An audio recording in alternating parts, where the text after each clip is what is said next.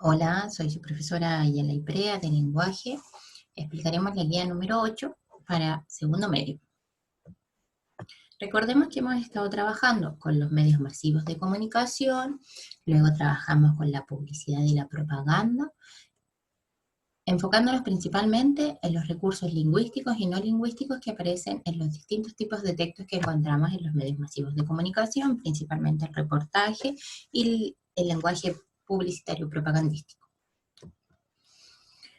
Recuerda que en la publicidad encontramos un componente verbal y un componente no verbal, que es muy importante, donde está todo lo que tiene que ver con lo icónico, lo visual, los sonidos, los colores, ¿ya?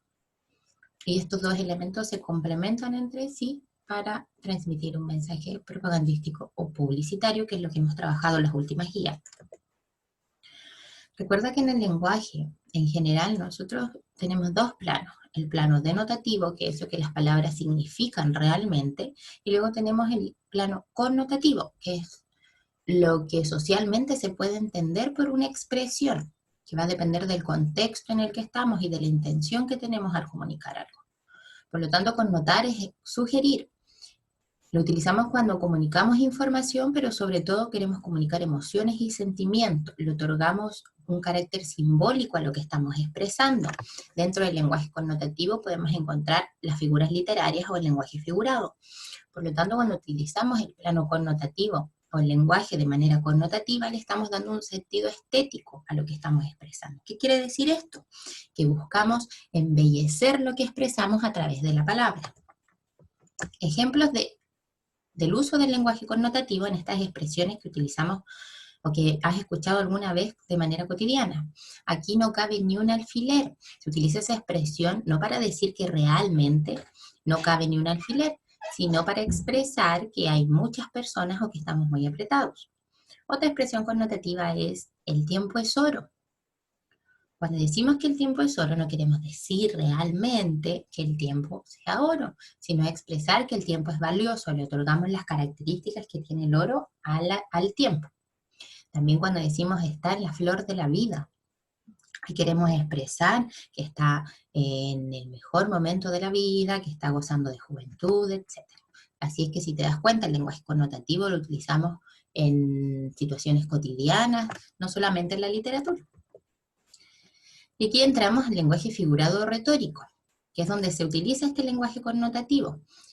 Corresponde a expresar la interioridad, a expresar nuestra visión particular de ver el mundo. El lenguaje figurado se utiliza para dar énfasis a una idea o emoción, a un sentimiento o a un pensamiento.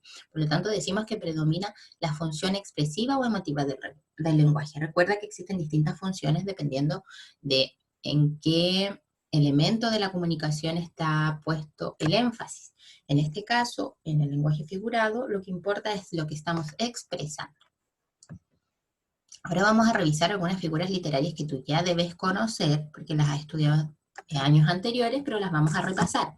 En cada una de estas figuras yo te menciono un ejemplo. Te sugiero que vayas pausando el video para que puedas leer el texto, porque yo no me voy a detener a leerlo para que este video no se haga muy largo.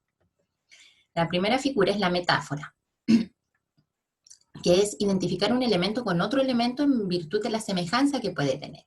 Se dice que puede ser una comparación implícita, es decir, una forma de comparar un elemento con otro, pero sin un nexo comparativo. Por lo tanto, identificamos un elemento con otro elemento a partir de su semejanza. Aquí aparece el ejemplo, donde aparecen subrayadas las metáforas. Luego encontramos la comparación, que como le dice su nombre, es relacionar dos términos de manera explícita, es decir, a través de un nexo comparativo, como la palabra como, para expresar la semejanza que existe entre ambos objetos, personas, situaciones, hechos, etc. La comparación es fácil de identificar porque siempre va a haber un nexo comparativo. Aquí aparece el ejemplo. Luego encontramos un hipérbole, que es una exageración desproporcionada, que puede ser amplificando o disminuyendo las características de la realidad, o ciertas características de la realidad. Se utiliza mucho en el lenguaje coloquial, en la publicidad y en la propaganda, que es lo que a nosotros nos interesa. Ahí aparecen unas imágenes de ejemplo donde se está donde se está exagerando las características. Por ejemplo, en la primera Imagen de la chica que se está ahogando en un vaso de agua, es una expresión popular, ¿cierto?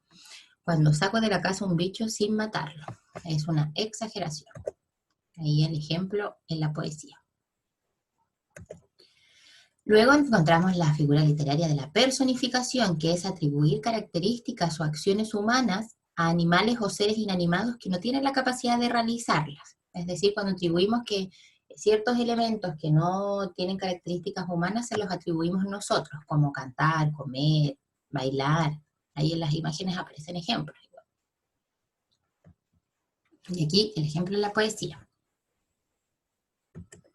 Luego encontramos la antítesis, que es asociar dos ideas o pensamientos que al parecer son contradictorios, pero que tienen un sentido, por lo tanto se crea una composición lógica. Es decir, mencionar dos elementos que parecen ser contrarios entre sí. Ahí aparecen ejemplos de paredes, de poesía en las paredes. Estamos a nada de serlo todo. En silencio te pienso a gritos. Si se dan cuenta, se contraponen elementos que parecen ser contrarios. Y aquí un ejemplo en la poesía. Encontramos la aliteración, que corresponde a repetir dos o más sonidos similares en varias palabras consecutivas de un mismo verso, estrofa o frase para conseguir un efecto sonoro. Es decir, la reiteración de sonidos en los distintos versos. Ahí aparece un ejemplo de un trabalenguas. Y un ejemplo en la poesía.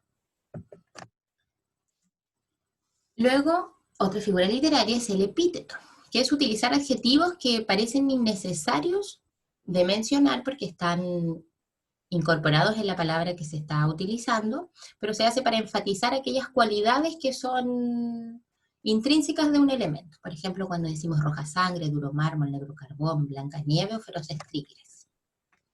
Es decir, el epíteto es mencionar el adjetivo propio de la cualidad que posee el elemento que se está mencionando, pero se hace para enfatizar esa característica.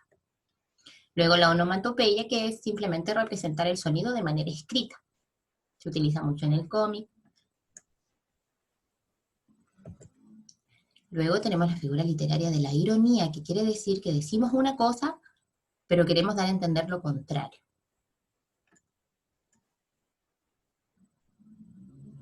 Como cuando le decimos a alguien que nos parece muy divertido, pero en verdad le estamos expresando que no nos parece para nada divertido. Se utiliza también mucho en el lenguaje cotidiano, en las expresiones cotidianas.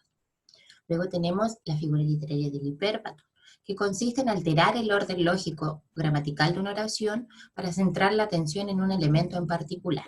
Ya es decir, desordenar una oración como lógicamente debería redactarse.